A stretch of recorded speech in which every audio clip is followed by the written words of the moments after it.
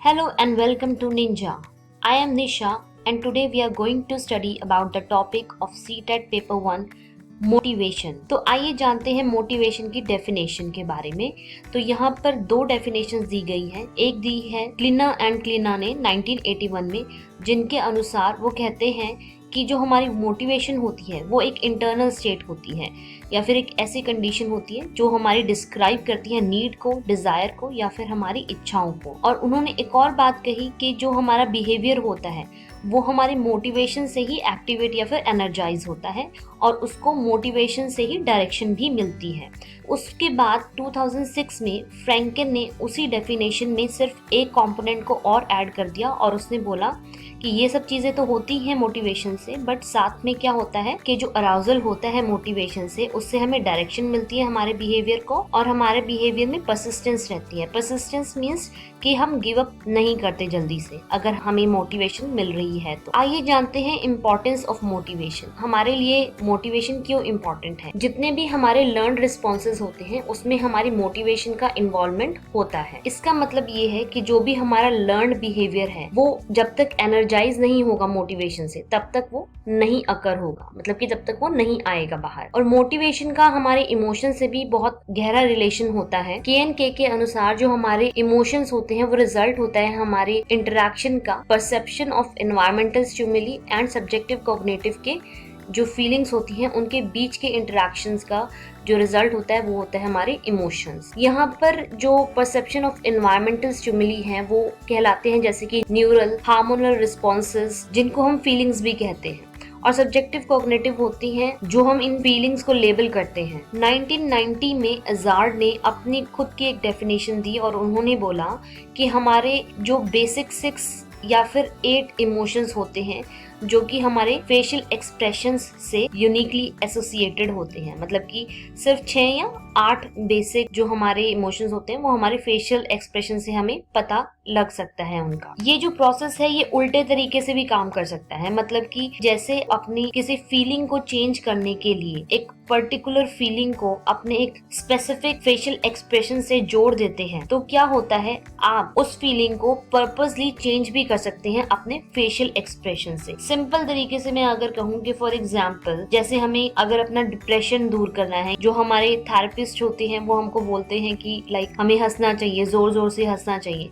अब आप पर्पसली, चाहे आपको हंसी नहीं भी आ रही है, आप पर्पसली अगर हंसते हैं तो आपका फेशियल एक्सप्रेशन चेंज होता है और फेशियल एक्सप्रेशन चेंज होने की वजह से आपकी जो इंटरनल फीलिंग है वो भी चेंज होती है। तो इसको हम process works in reverse order भी कहते हैं। आइए जानते हैं सोर्सेज ऑफ मोटिवेशन के बारे में। तो जैसे कि आप देख ही सकते हैं यहाँ पर 2 टाइप के सोर्सेज होते हैं मोटिवेशन के। एक कहलाता है एक्सट्रिंसिक, जो कि किसी भी इंसान के बाहर से उसको प्राप्त हो रहा है, और दूसरा कहलाता है इंट्रिंसिक। इंट्रिंसिक जो होता है वो किसी भी पर्सन की इंटरनल फीलिंग से आता है। तो पहले बात करते हैं एक्सट्रिंसिक मोटिवेशन की। तो जो एक्सट्रिंसिक मोटिवेशन होता है वो हमें मिलता है ऑपरेंट कंडीशनिंग से। ऑपरेंट कंडीशनिंग की थ्योरी हम पहले भी पढ़ चुके हैं। ऑपरेंट कंडीशनिंग क्या होता है कि हमारे बिहेवियर में चेंज लाया जाता है किसी भी रिइंफोर्समेंट या फिर पनिशमेंट से, कि किसी के बिहेवियर को चेंज करने के लिए ऑपरेंट कंडीशनिंग का तरीका अगर हम अपनाते हैं तो हम उसमें क्या करते हैं, अगर उसने कुछ गलत किया तो हम उसको पनिशमेंट देंगे और अगर उसने वो काम सही किया तो हम उसको रिवॉर्ड देंगे। तो उससे क्या होता है, उसका जो बिहेवियर है वो चेंज हो जाता है। सेकेंड जो मोटिवेशन का सोर्स है वो है सोशल कॉग्निशन। सोशल कॉग्निशन मतलब ये होता है कि कैसे हमारा जो माइंड है वो वर्क करता है सोशल कंडीशंस में या फिर सोशल सिचुएशंस में, हम कैसे दूसरे लोगों से, सोसाइटी के दूसरे लोगों से इंटरैक्ट करते हैं और अपना बिहेवियर चेंज करते हैं। नेक्स्ट हम बात करते हैं इंट्रिंसिक मोटिवेशन की। इंट्रिंसिक मोटिवेशन का जो सोर्स है वो हमारी अपनी खुद की जो कॉग्निटिव एबिलिटी होती है उससे आता है, कि मतलब हमारी सोच कैसी है उससे हमें मोटिवेशन मिल सकता है।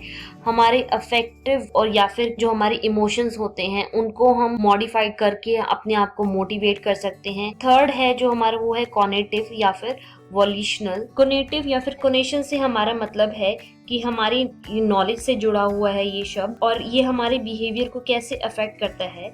ये जो वाई है हमारे दिमाग में, जब क्यों का क्वेश्चन आता है तो वो हमारे कोनेशन की वजह से ही आता है। ये यूजुअली हमारी पर्सनल इंटेंशन होती है किसी चीज़ को जानने की, या फिर हमारा प्लानफुल या फिर डेलिब्रेट गोल ओरिएंटेड जो एक हमारे अंदर मोटिवेशन होती है, उस चीज़ से ये वर्ड जुड़ा होता है। इसमें कोई हमारा रिएक्शन या फिर हैबिचुअल चीज़ नहीं होती है, ये हमारे अंदर से ही एक भावना आती है कि ऐसा क्यों है, क्यों हो रहा है। तो इन सब की जो रिस्पॉन्स होता है वो कॉग्निटिव कहलाता है या फिर वोल्यूशनल कहलाता है। तो यहाँ से भी हमें किसी चीज़ को जानने की या फिर मोटिवेशंस की सोर्स कहलाता है ये भी। कुछ लोगों को जो मोटिवेशन है वो अपने ट्रांसपर्सनल या फिर स्पिरिचुअल चीज़ों से मिलता है, कि फॉर एग्जांपल कि वो किसी चीज़ में या फिर किसी गॉड में बिलीव करते हैं या फिर उनकी किसी शक्ति में बिलीव करते हैं, तो उनको वहाँ से मोटिवेशन मिलता है। तो सबके मोटिवेशन की जो सोर्सेज होते हैं वो अलग अलग होते हैं, ठीक है। और ये जो एक्सट्रिंसिक और इंट्रिंसिक मोटिवेशन का सोर्स है जो दोनों में कॉमन है वो है सोशल कॉग्निशन। तो जो हमारी सोसाइटी होती है या बाहर हम कैसे किसी के साथ रिएक्ट कर रहे हैं, वहाँ से हमें इंट्रिंसिक और एक्सट्रिंसिक दोनों ही सोर्सेज मिलते हैं मोटिवेशन के। आइए अब हम जानते हैं कि क्लासरूम के अंदर हमारी मोटिवेशन का क्या इम्पैक्ट होता है। तो सबसे पहले हम बात करते हैं एक्सट्रिंसिक मोटिवेशन की। तो यूजुअली जो टीचर होती है वो बच्चों को कैसे मोटिवेट कर सकती है एक्सट्रिंसिक मोटिवेशन के द्वारा। तो सबसे पहला पॉइंट दिया हुआ है कि बच्चों को ये बताना कि जो वो लर्न कर रहे हैं वो इम्पॉर्टेंट किस लिए है, क्यों वो इम्पॉर्टेंट है उनके लिए, वो कहाँ काम आएगा। सेकंड पॉइंट दिया हुआ है कि बच्चों को मौका देना कुछ लर्निंग गोल्स या फिर टास्क को सिलेक्ट करने का। तीसरा पॉइंट इसमें लिखा हुआ है बच्चों में क्यूरियोसिटी जगाना, इच्छा जगाना कि ये चीज लर्न करनी है, आपको इससे और अच्छा लगेगा, कि बच्चों की जिज्ञासा को मेंटेन रखना या फिर क्रिएट करना। क्यूरियोसिटी मीन्स जिज्ञासा। फोर्थ पॉइंट एक्सटेंसिव में लिखा हुआ है कि बच्चों को डिफरेंट एक्टिविटीज प्रोवाइड कराना और सेंसरी स्टिमुलेशन मीन्स ऐसी एक्टिविटीज प्रोवाइड कराना जिसमें कि उनके सेंसेस का यूज हो। फिफ्थ पॉइंट में लिखा हुआ है एक्सटेंसिव के बच्चों को गेम्स प्रोवाइड कराना या फिर सिम्युलेशन का मतलब होता है कि बच्चों को एक सेट ऑफ प्रॉब्लम्स देना या फिर ऐसे इवेंट्स क्रिएट करना जहां पर कि बच्चा कुछ सीखे उनसे। एक्सट्रिंसिक में ही 6 पॉइंट लिखा हुआ है सेट गोल्स फॉर लर्निंग। तो टीचर्स को होना चाहिए कि बच्चों के लर्निंग के लिए वो कुछ गोल्स सेट करें। 7th पॉइंट एक्सट्रिंसिक में ये लिखा हुआ है कि बच्चों की जो लर्निंग है वो बच्चों की नीड से उनको टीचर्स को एसोसिएट करना चाहिए कि बच्चा वो क्यों लर्न करेगा, जब उसको जरूरत होगी तभी लर्न करेगा ना। तो कैसे वो अपनी नीड्स को अपनी लर्निंग से एसोसिएट कर सकता है, कि टीचर्स को उसको रिलेट करना बताना चाहिए कि कैसे उनकी लर्निंग जो है उनकी लाइफ में काम आ सकती है। एक्सट्रिंसिक मोटिवेशन का ही एक लास्ट पॉइंट दिया हुआ है, वो है टीचर्स को अपने स्टूडेंट्स की हेल्प करनी चाहिए कि जो उनकी एक्शन का प्लान है वो उसको डेवलप कर सकें। आइए देखते हैं इंट्रिंसिक मोटिवेशन का इम्पैक्ट क्लासरूम में क्या होता है। टीचर्स को होना चाहिए कि बच्चों को क्लियर एक्सपेक्टेशंस दें कि अगर आप लर्न करेंगे तो आपके मार्क्स अच्छे आएंगे और आपको प्रेज किया जाएगा। सेकंड पॉइंट इंट्रिंसिक में ये दिया हुआ है कि टीचर्स को करेक्टिव फीडबैक देना चाहिए, कि अगर कोई बच्चा मिस्टेक कर रहा है तो उसको करेक्ट करके फीडबैक देना चाहिए टीचर्स को। थर्ड पॉइंट इसमें लिखा हुआ है कि टीचर्स को सिंपल लर्निंग टास्क के लिए, जैसे बच्चे ने कुछ सिंपल सा लर्निंग टास्क भी किया तो उसके लिए भी बच्चों को रिवॉर्ड देना चाहिए। मतलब कि कुछ उनको प्रेज करने के लिए उसको पेंसिल दे दी या फिर पेन दे दिया या फिर रिवॉर्ड के तौर पर कुछ भी दे सकते हैं। फोर्थ पॉइंट में जैसे कि लिखा हुआ है कि मेक रिवॉर्ड्स अवेलेबल। ऐसा नहीं है कि बच्चों को खाली झांसा दे दिया कि हाँ हम आपको रिवॉर्ड देंगे, नहीं, रिवॉर्ड्स देने भी चाहिए, वो अवेलेबल होने भी चाहिए, मतलब कि वो क्लासरूम में होने भी चाहिए बच्चों को देने के लिए। फिफ्थ पॉइंट में लिखा हुआ है कि बच्चों को अपॉर्चुनिटी देनी चाहिए, मौका देना चाहिए कि बच्चे जो हैं करेक्ट एग्जाम्पलर्स को ऑब्जर्व कर सकें। सेकेंड लास्ट पॉइंट में ये लिखा हुआ है कि बच्चों को सोशल लर्निंग एक्टिविटीज में एंगेज रहने की अपॉर्चुनिटीज देनी चाहिए। लास्ट पॉइंट में ये लिखा हुआ है कि बच्चों को स्कैफोल्डिंग के लिए करेक्टिव फीडबैक देना चाहिए। स्कैफोल्डिंग का मतलब होता है कि बच्चों को इंस्ट्रक्शनल टेक्निक्स बतानी चाहिए टीचर्स को, कि लर्निंग को वो अपने आप समझ सकें, अपने आप लर्न कर सकें, उसके तरफ बच्चों को प्रोत्साहित करना सिखाना चाहिए टीचर्स को। तो आइए जानते हैं sources of motivational needs.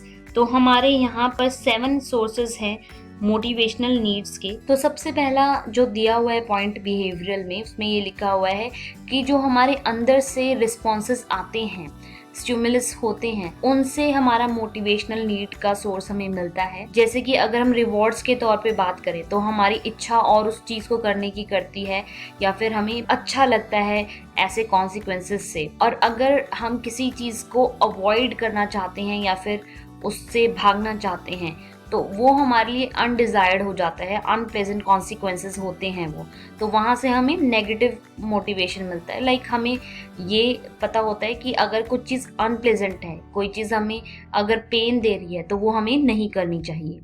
Next point है हमारा सोशल का। तो मोटिवेशनल नीड्स के जो सोर्स होता है वो सोशल भी होता है। जैसे कि अगर हम पॉजिटिव मॉडल्स को इमिटेट करें, कॉपी करने की कोशिश करें मतलब, तो उससे हमें अच्छी मोटिवेशनल नीड्स का सोर्स मिलता है। और अगर हम अच्छी सोशल कॉम्पिटेंसीज के स्किल्स को अपने अंदर ग्रहण करें, मतलब कि कंपटीशन गलत चीज़ों में नहीं करना चाहिए, कंपटीशन जो है अच्छी चीज़ों के लिए करना चाहिए और अच्छे के लिए करना चाहिए। मतलब कि ऐसा नहीं है कि किसी ने गलत काम किया तो आप कहोगे कि मैं उससे भी ज़्यादा गलत काम करूंगा, नो, वो नेगेटिव हो जाएगा। ओके, मोटिवेशन जो है वो अच्छी चीज़ों के लिए करना चाहिए कि उसके मार्क्स इतने आए तो मेरे को उससे अच्छे लेके आने हैं। सोशल बहुत ही एक अच्छा सोर्स है हमारी मोटिवेशनल नीड्स का। उसमें हम क्या कर सकते हैं, किसी एक ग्रुप का हिस्सा बन सकते हैं या फिर इंस्टीट्यूशन का हिस्सा बन सकते हैं या फिर किसी कम्युनिटी का हिस्सा बन के भी हम जो हमारी मोटिवेशनल नीड्स हैं उनको हम प्रभावित कर सकते हैं। नेक्स्ट पॉइंट है हमारा बायोलॉजिकल। तो बायोलॉजिकली भी जो हमारी मोटिवेशनल नीड्स हैं उनसे हमें सोर्सेज मिलते हैं, जैसे कि इंक्रीज, डिक्रीज, स्टिमुलेशन, अराउजल, कि हम अपने आप अपने अंदर से किसी रिस्पॉन्स को इंक्रीज या फिर डिक्रीज कर सकते हैं। हम अपनी सेंसेस को एक्टिवेट करके ऐसा कर सकते हैं, फॉर एग्जांपल टेस्ट, टच या स्मेल। और हम अपनी हंगर, थर्स्ट या फिर डिस्कम्फर्ट को डिक्रीज कर सकते हैं अपने मनोबल से। और हम अपने होम्योस्टेसिस को भी बैलेंस करना सीख सकते हैं। होम्योस्टेसिस का मतलब होता है कि हम अपनी ऐसी एबिलिटी मेंटेन कर लेते हैं कि हमारा जो इंटरनल स्टेट है वो स्टेबल रहता है, चाहे बाहर दुनिया में कुछ भी होता रहे, पर हम अपना आपा नहीं खोते। ये हमारी इंटरनल एनर्जी होती है या फिर ऐसा प्रोसेस होता है कि सारे ही जो लिविंग बीइंग्स है उसमें ये पाया जाता है कि हम अगर कुछ ठान लें, हम अपने इंटरनल स्टेट को अगर स्टेबल कर लें तो हमें बाहर की दुनिया से कोई फर्क नहीं पड़ सकता। और ये बहुत ही ज़्यादा हेल्पफुल होता है हमारे मोटिवेशनल नीड्स में।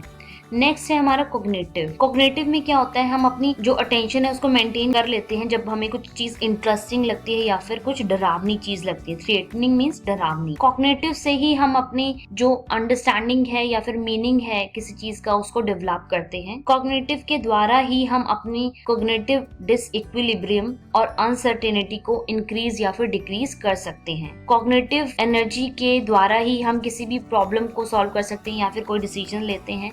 या फिर नेक्स्ट इसमें पॉइंट है, कोग्निटिव डेवलपमेंट के थ्रू ही हम किसी भी चीज को फिगर आउट कर सकते हैं या फिर किसी भी डर या फिर रिस्क को अपने दिमाग से निकाल सकते। तो ये सारी जो हमारी अभी हमने पॉइंट्स पढ़े हैं ये हमारी मोटिवेशनल नीड्स के सोर्सेस हैं। और अभी आगे हम 3 और पढ़ेंगे। अब इसमें 5th है हमारा जो सोर्स वो है affective. Affective in the sense कि हम अपने अफेक्टिव डिसोनेंस को इंक्रीज या फिर डिक्रीज कर सकते हैं। अफेक्टिव से हमारा मतलब होता है कि जो हमारे मूड्स, फीलिंग्स या फिर एटीट्यूड से रिलेटेड होती हैं।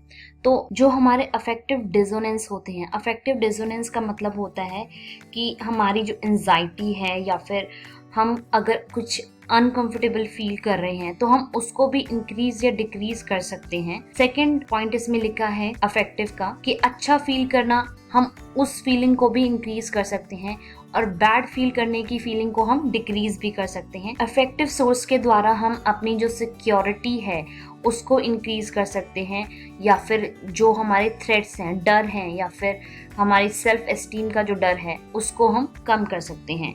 अफेक्टिव हमें और भी हेल्प करता है हमारे लेवल ऑफ ऑप्टिमिज्म और एंथुजियाज्म को मेंटेन रखने में। मतलब कि हमारी जो पॉजिटिव एनर्जी होती है या फिर हमारी पॉजिटिव थिंकिंग होती है और हमारा जो उत्साह, एंथुजियाज्म, हमारा उत्साह जो होता है उसके लेवल को मेंटेन करने में भी जो अफेक्टिव होता है वो हमारी हेल्प करता है। Next is cognitive. कॉग्निटिव से यहाँ हमारा मतलब है कि कोई भी ऐसा एक्ट अगर हम करते हैं जो हमें एक डायरेक्शन देता है या फिर हमारे एफर्ट को और इंक्रीज करता है, चाहे वो मस्कुलर हो या फिर फिजिकल एफर्ट हो, तो उससे हमारा मतलब होता है कॉग्निटिव।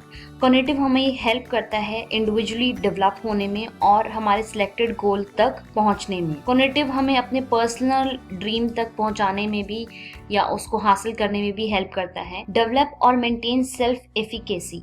सेल्फ एफिकेसी का मतलब होता है किसी भी डिजायर्ड इफेक्ट को प्रोड्यूस करना, कि आप में कितनी इच्छा शक्ति है किसी भी डिजायर्ड इफेक्ट को प्रोड्यूस करने की। तो जो कॉग्निटिव होता है वो हमारी हेल्प करता है हमारी सेल्फ एफिकेसी को डेवलप और मेंटेन करने में। मतलब कि हमारी जो इच्छा है डिजायर्ड इफेक्ट के लिए, कोई चीज़ अगर हम करना चाहते हैं तो उसको मेंटेन रखने में और डेवलप करने में कॉग्निटिव जो है वो हमारी हेल्प करता है। हम अपनी लाइफ के खुद भी मालिक बन सकते हैं अगर हमारे अंदर कॉग्निटिव पावर है तो। Take control of one's life means that cognitive जो है वो हमारी जो गोल्स को अचीव करने के जो डर है, मतलब कि हमें डर लगता है कि हम अपने गोल्स को अचीव नहीं कर पाएंगे, तो उन चीज़ों को भी ख़त्म करता है कॉग्निटिव, और हमारे जो ड्रीम है उनको ऑब्टेन करने में हेल्प करता है। कॉग्निटिव हमारी उसमें भी हेल्प करता है कि अगर कोई और हमारी लाइफ को कंट्रोल कर रहा है तो उस इफेक्ट को भी कम करता है, क्योंकि कॉग्निटिव से हमें अपना सेल्फ कॉन्फिडेंस मिलता है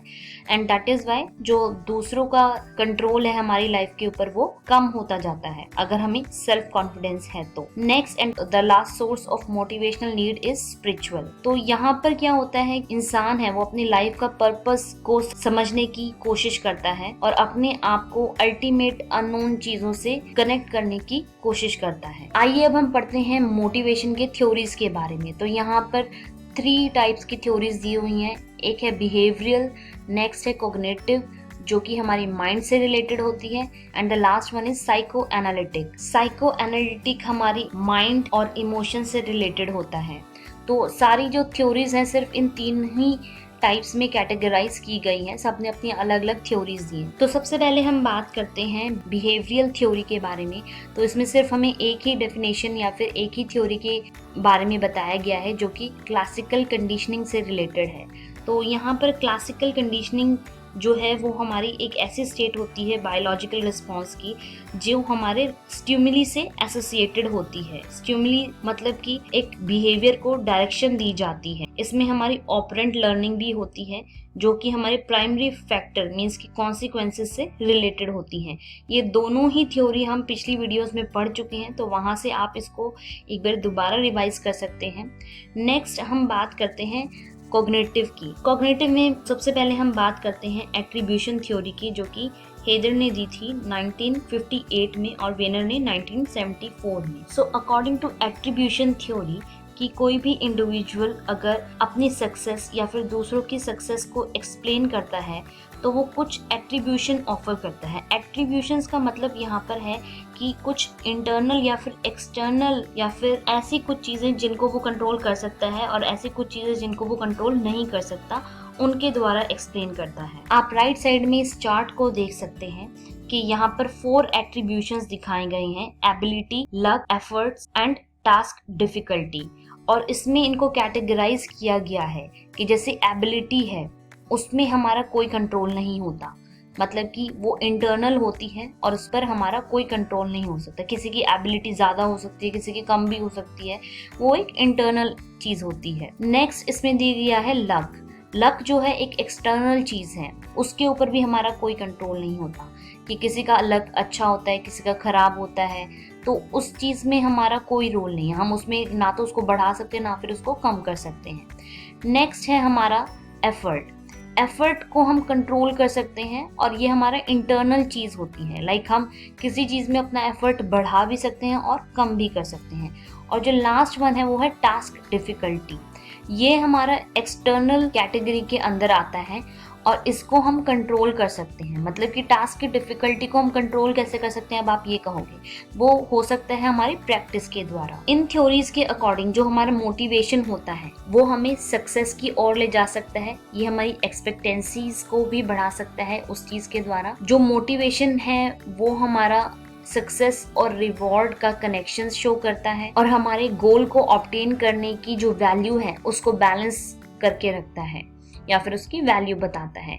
और ये सब चीज़ें हमारी कॉग्निटिव एबिलिटी से रिलेटेड होती है और कोग्निटिव डिसोनेंस जो होते हैं हमारे, मतलब कि हमारी थॉट्स, हमारे बिलीव्स, हमारे एटीट्यूड्स जो होते हैं, उनको भी जो मोटिवेशन है वो काफी हद तक अफेक्ट करता है। नेक्स्ट कैटेगरी आती है हमारी साइको एनालिटिक की। तो इसमें हमें 4 डेफिनेशंस दी गई है, एक फ्रूड के द्वारा, एक एरिक्सन के द्वारा, एक एडलर एंड एक जंग के द्वारा। तो अब इनको हम पढ़ेंगे। तो फ्रूड ने 1990 में अपनी डेफिनेशन दी और उसने कहा कि जितने भी हमारे एक्शंस होते हैं या फिर बिहेवियर होता है वो हमारे इंटरनल बायोलॉजिकल इंस्टिंक्ट्स का रिजल्ट होता है, जो कि सिर्फ 2 कैटेगरी में क्लासिफाइड की गई हैं। और वो 2 कैटेगरी है, लाइफ मीन्स हमारी सेक्सुअल एक्सपेक्टेशंस, और दूसरी है डेथ मीन्स की एग्रेशन।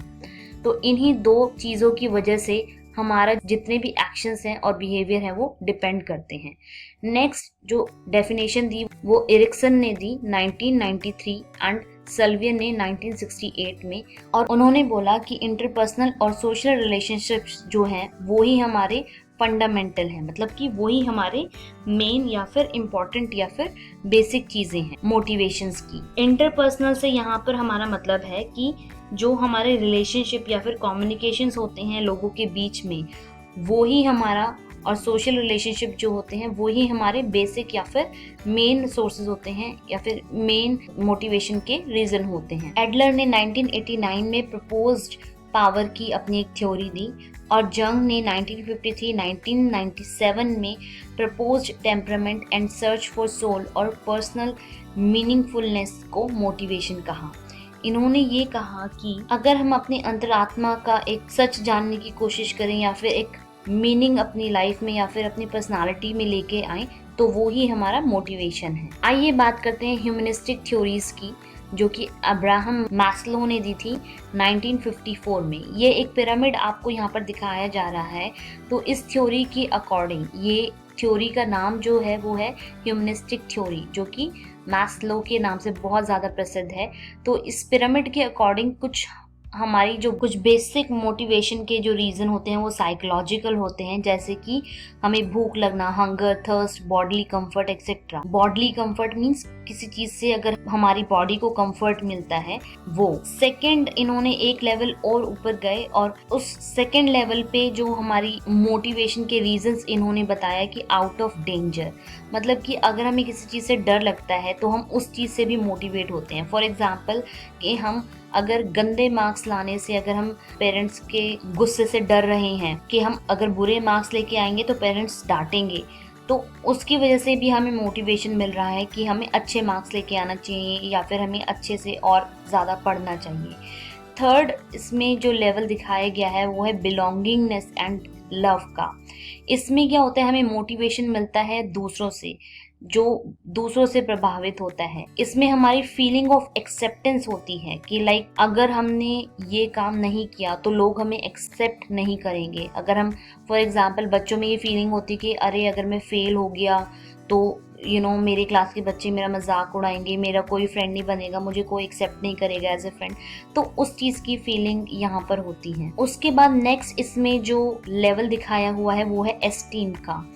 एस्टीम यहाँ पर मतलब है कुछ लोग किसी भी चीज़ को अचीव करने के लिए अपने आप को मोटिवेट करते हैं क्योंकि वो कॉम्पिटेंट होते हैं, हर चीज़ में वो कंपटीशन ढूंढते हैं। अरे वो मेरे से अच्छा बिजनेस कर रहे हैं, ऐसे कैसे हो सकता है, मुझे और भी अच्छा करना पड़ेगा। किसी कंपनी में अपने फॉर एग्जांपल अप्रूवल के लिए, अप्रूवल इन द सेंस कि अपनी अच्छाइयों को सुनने के लिए कि दूसरे हमारी अच्छाई करें, तो उससे भी हमें मोटिवेशन मिलता है। या फिर अपनी पहचान बनाने के लिए भी हम मोटिवेट होते हैं। नेक्स्ट लेवल जो यहाँ पर दिखाया हुआ है वो है कॉग्निटिव। यहाँ पर क्या होता है, किसी चीज़ को जानने के लिए, किसी चीज़ को समझने के लिए और किसी चीज़ को एक्सप्लोर करने के लिए भी हमें मोटिवेशन की ज़रूरत होती है, या फिर हम उस चीज़ के लिए भी अपने आप को मोटिवेट करते हैं। नेक्स्ट इसमें लेवल दिया हुआ है aesthetic. Aesthetic means symmetry, order and beauty, in the sense कि कुछ लोगों में मोटिवेशन ऑर्डर, सिमेट्री या फिर ब्यूटी के सेंस से भी आता है कि फॉर एग्जांपल कोई चीज़ अगर उन्हें बहुत अच्छी लग रही है, बहुत सुंदर लग रही है, तो उसके लिए वो बहुत ज़्यादा जल्दी मोटिवेट हो जाते हैं। इन कंपैरिजन टू अगर कोई चीज़ उन्हें गंदी लग रही है तो उसके लिए वो कम मोटिवेट होंगे या फिर मोटिवेट बिल्कुल नहीं होंगे। नेक्स्ट लेवल इसमें दिखाया हुआ है सेल्फ एक्चुअलाइजेशन का। इसमें क्या होता है कि जो पर्सन होता है वो अपनी सेल्फ फुलफिलमेंट के लिए, अपनी खुद की इच्छाओं को पूरा करने के लिए अपने आप को मोटिवेट करता है, क्योंकि उसे अपनी जो पोटेंशियल्स हैं, मतलब कि उसमें अपनी जो उसको पता है कि हाँ मैं ये चीज़ कर सकता हूँ, उसका ज्ञान आ चुका होता है, तो वो खुद को ही अपनी जो सेल्फ फुलफिलमेंट है उनको कंप्लीट करने के लिए या उनको गेन करने के लिए मोटिवेट करता है। And the last one and the top most one is a self transcendence. इसमें क्या होता है कि जो इंसान है वो अपने आप को कनेक्ट करता है, अपनी ईगो से परे हटकर दूसरों की हेल्प करने के लिए अपने आप को मोटिवेट करता है, या फिर सेल्फ फुलफिलमेंट के लिए, क्योंकि उसे पता है अपने पोटेंशियल्स के बारे में। मतलब ये वो लोग होते हैं जो अपने ईगो से ऊपर उठ चुके हैं, अपनी इमोशन से ऊपर उठ के वो दूसरों की मदद करते हैं या दूसरों की हेल्प करने के लिए अपने आप को मोटिवेट करते हैं। और ये सबसे टॉप मोस्ट लेवल पे दिखाया गया है ह्यूमनिस्टिक थ्योरी के अकॉर्डिंग मैस्लो ने अपने इस पिरामिड में। अब यहाँ पर ये एक और टेबल दिखाया हुआ है, ये एक्चुअली में एक रीऑर्गेनाइजेशन है मैस्लो और एल्डर्स के हायरार्कीज का। तो यहाँ पर एक मिक्सचर दिखाया हुआ है इन दोनों ही थ्योरीज के हायरार्कीज का। तो आइए देखते हैं इसमें क्या है। Before going ahead we should understand the meaning of introversion and extroversion. Introversion और एक्सट्रोवर्जन जो होते हैं वो हमारे साइकोलॉजिकल प्रेफरेंसेस को बताते हैं, मतलब कि हमें कहाँ पर अटेंशन देनी है और कहाँ से हमें एनर्जी मिलती है। ये डिपेंड करता है कि हम इंट्रोवर्ट हैं या फिर एक्सट्रोवर्ट हैं। हमें अपना टाइम कहाँ पर ज़्यादा स्पेंड करना अच्छा लगता है, कि हम अपने अंदर ही अपने आप से ही सहमत होते हैं। जो इंट्रोवर्जन्स होते हैं वो अपनी ही दुनिया में ज़्यादा खुश रहते हैं और उनको वो ज़्यादा पसंद होता है कि जो अपनी उनके खुद के आइडियाज़ और इमेजेस हैं वो उसी में ज़्यादा खुश रहते हैं। एक्सट्रोवर्जन्स का क्या है, वो ज़्यादा टाइम दूसरों के साथ बिताना पसंद करते हैं या आउटर वर्ल्ड या आउटर थिंग्स से वो ज़्यादा सेटिस्फाइड और उनको एनर्जी मिलती है। मास्लो ने जब अपनी थ्योरी दी तो उन्होंने ये रिकॉग्नाइज किया कि सारी पर्सनालिटीज़ जो हैं वो उसकी प्रपोज हायरार्की से रिलेट नहीं कर पा रही हैं या उसको फॉलो नहीं कर पा रही हैं। और उसने ये भी जाना कि सिर्फ कुछ ही लोग हैं जो अपने आप को मास्लो की हायरार्की से रिलेट कर पा रहे हैं अपनी मोटिवेशनल नीड्स के लिए।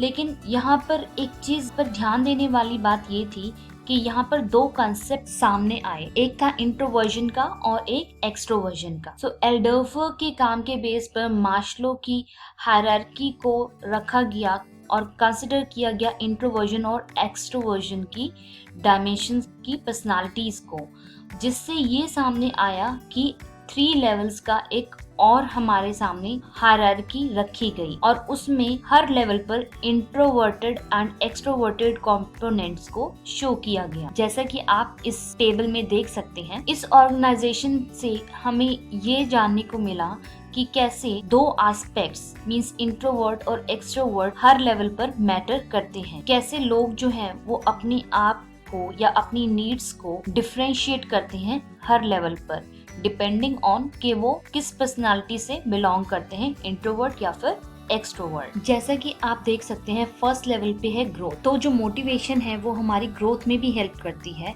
इन द सेंस कि अगर हमारी मोटिवेशनल नीड्स जो है इंट्रोवर्जन के लिए वो सेल्फ एक्चुअलाइजेशन में हेल्प करती है। सेल्फ एक्चुअलाइजेशन मीन्स कि जब भी हमारी मोटिवेशनल नीड्स होंगी तो उनसे क्या होगा, हमारी जो कॉम्पिटेंसीज हैं वो डेवलप होंगी, इन द सेंस कि हमारी नॉलेज, एटीट्यूड और स्किल्स में मॉडिफिकेशन होगा या फिर इम्प्रूवमेंट होगा और हमारा कैरेक्टर भी इम्प्रूव होगा। सेकेंडली, अगर हम एक्सट्रोवर्ट हैं तो क्या होता है कि हम दूसरों की हेल्प करते हैं या दूसरों की कॉम्पिटेंसीज और कैरेक्टर को डेवलप करने में हेल्प करते हैं। And transcendence means beyond the range of normal, means जो एक्सट्रोवर्जन होते हैं वो अपनी लिमिट से आगे बढ़कर दूसरों की कॉम्पिटेंसीज और कैरेक्टर को डेवलप करने में हेल्प करते हैं। Next is other relatedness. जो इंट्रोवर्ट होते हैं वो इस लेवल पे उस चीज़ के लिए ज़्यादा कंसर्न रहते हैं कि उनका कैसा परसेप्शन है कि वो उस ग्रुप में जाने लायक है या नहीं है। लाइक वो अपने अंदर चेंजेस करते हैं या फिर अपने आप को इम्प्रूव करने की कोशिश करते हैं। वेयर एज जो एक्सट्रोवर्ट होते हैं वो इस लेवल पे वो इस बात पर ज़्यादा ध्यान देते हैं कि दूसरे मेंबर्स जो हैं वो कितना उनकी बातों को या फिर उनके अटेंशन को वैल्यू करते हैं। मीन्स कि जो दूसरे लोग हैं वो कितनी वैल्यू दे रहे हैं उस रिलेशनशिप को या फिर उस पर्सन की कितनी वैल्यू है उस ग्रुप में। तो यहाँ पर एक एस्टीम वाली बात आ जाती है कि वो अपनी एस्टीम देखता है यहाँ पर कि कितनी है, मीन्स कि उसको कितनी इज्जत मिल रही है उस ग्रुप में। थर्ड लेवल पर है हमारा self existence. So self existence के लिए उनको जो मोटिवेशन की एनर्जी मिलती है वो इंट्रोवर्ट्स को फिजियोलॉजिकली या फिर बायोलॉजिकली मिलती है, इन द सेंस कि वो अपने बेसिक इमोशनल नीड्स पर डिपेंड करते हैं अपने सेल्फ एग्जिस्टेंस के लिए। ऑन दी अदर हैंड अगर हम एक्सट्रोवर्जन्स की बात करें तो उनका सोर्स ऑफ एनर्जी उनको कनेक्टेडनेस से मिलती है कि जब वो किसी से कनेक्टेड होते हैं तब उनको अच्छा लगता है, वहाँ से उनको मोटिवेशन के लिए एनर्जी मिलती है। जब वो सिक्योर फील करते हैं तो वहाँ से उनको एनर्जी मिलती है मोटिवेशन के लिए। So that's all about the reorganisation of Maslow and Alderfer's hierarchy. That's all for today. See you again.